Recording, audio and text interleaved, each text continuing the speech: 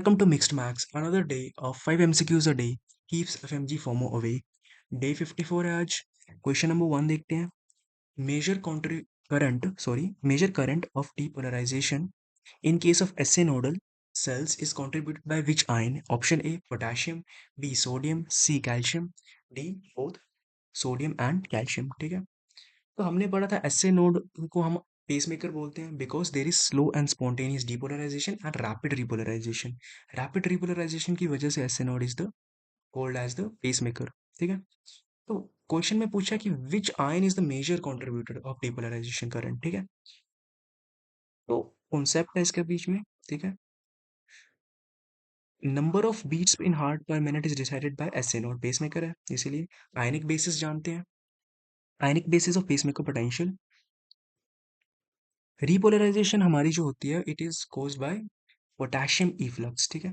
Potassium exit हो जाएगी तो electrical gradient in opposite direction बनेगा और after some time potassium efflux stops. ठीक है.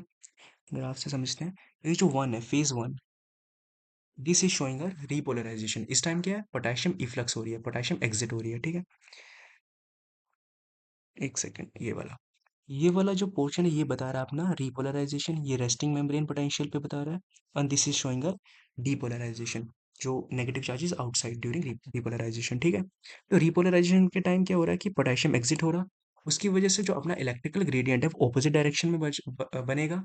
और उसके बाद after some time potassium efflux stops because of electrical gradient forming in the opposite direction. ठीक है. तो पोटेशियम इफ्लक्स स्टॉप हो गया पर पोटेशियम आयंस मूव करते रहेंगे. तो जो पोटेशियम आयंस है they will start accumulating on inside the membrane rather than going outside the membrane. ठीक है. After some time so there is so they are not good enough to sustain depolarization. ठीक है. so then there is sodium influx through HCN channel, hyperpolarized cyclic nucleotide channel. ठीक है. Sodium funny channel भी बोलते हैं because they are permeable both to sodium and potassium ions. ठीक है. अब मेन बात अपना फोर्थ पॉइंट पे आती है. To reach threshold there is calcium influx through calcium T channel transient channels. ठीक है. ये वाला डायग्राम, ये वाला फोर्थ फेज जो है ना, इस टाइम अपना कैल्शियम इन्फ्लक्स है थ्रू कैल्शियम टी चैनल्स. ठीक है. और to reach threshold there is calcium influx.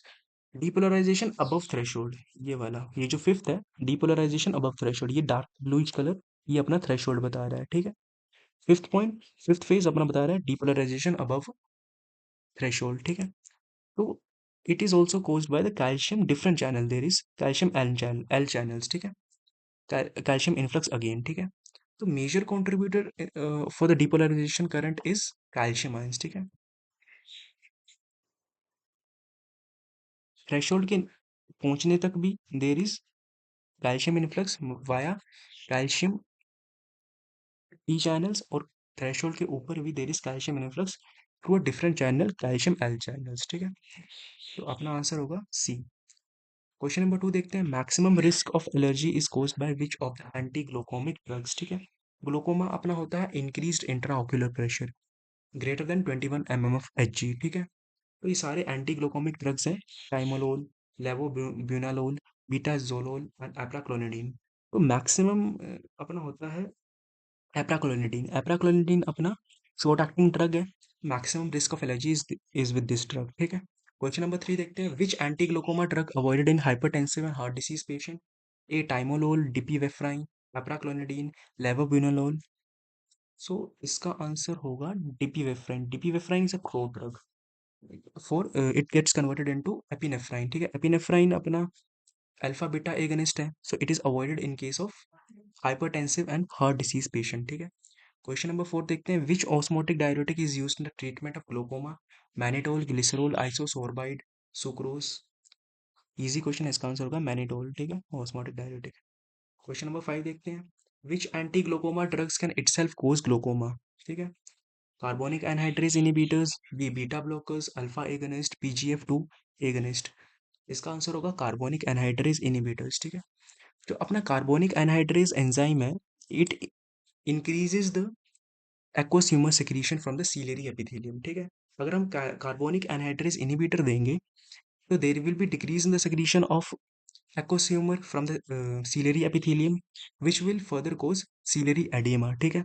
and there will be closure of the iridocorneal angle, so which itself can cause anti-glaucoma, itself can cause glaucoma, ठीक है, anti-glaucomic drug which itself can cause glaucoma is carbonic anhydrase inhibitors, ठीक है।